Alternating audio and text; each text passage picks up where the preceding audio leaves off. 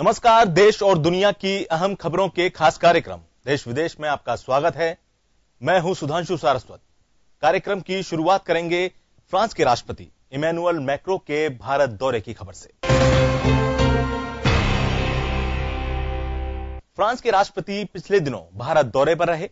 उनके आने का खास कारण उत्तर प्रदेश के मिर्जापुर में बना सोलर पावर प्लांट था, जिसका उद्घाटन पीएम नरेंद्र मोदी और फ्रांस के राष्ट्रपति इमैनुअल मैक्रों ने किया। इसके बाद उन्होंने पीएम मोदी के साथ वाराणसी में गंगा नदी में नाव की सवारी की।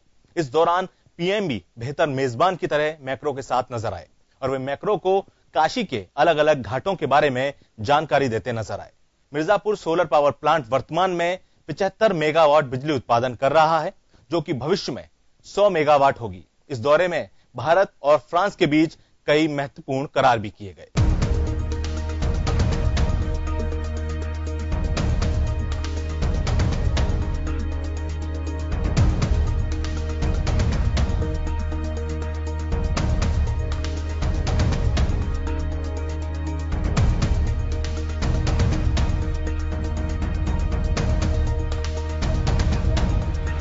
फ्रांस भारत का एक अहम साझेदार बनकर उभरा है और यही कारण है कि फ्रांस के राष्ट्रपति इमैनुअल मैक्रों ने भारत की यात्रा में काफी रुचि दिखाई।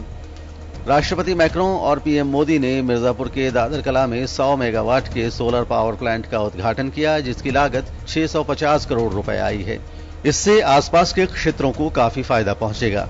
इस दौरान कंपनी के अधिकारियों ने प्लांट की विशेषताओं के बारे में भी जानकारी दी।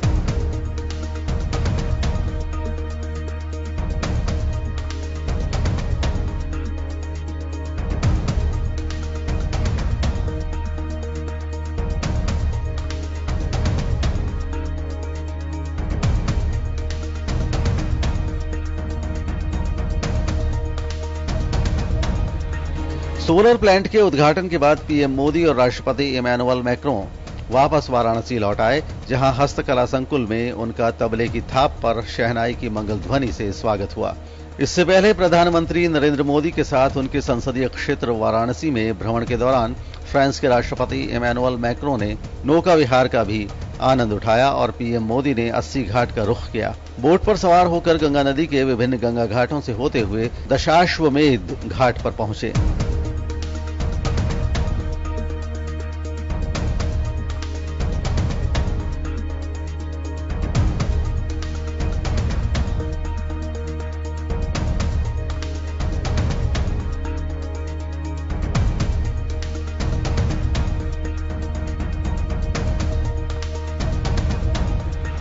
फ्रांस के राष्ट्रपति और उनकी पत्नी की अगवानी स्वयं प्रधानमंत्री नरेंद्र मोदी ने की। भारत और फ्रांस लगातार अपने संबंधों को मजबूती देने की कोशिश कर रहे हैं। दोनों देश व्यापारिक गतिविधियों को भी बढ़ा रहे हैं। पीएम मोदी और फ्रांस के राष्ट्रपति की मौजूदगी में 14 समझौतों पर हस्ताक्षर किए गए। रक्षा संबंधों में आई प्रगाढ़ता प्रदर्शित करते हुए भारत और फ्रांस ने युद्धक पोतों के लिए नौसैन्य अड्डों के द्वार खोलने सहित एक दूसरे के सैन्य केंद्रों के उपयोग की व्यवस्था करने वाले एक रणनीतिक समझौते पर भी हस्ताक्षर किए।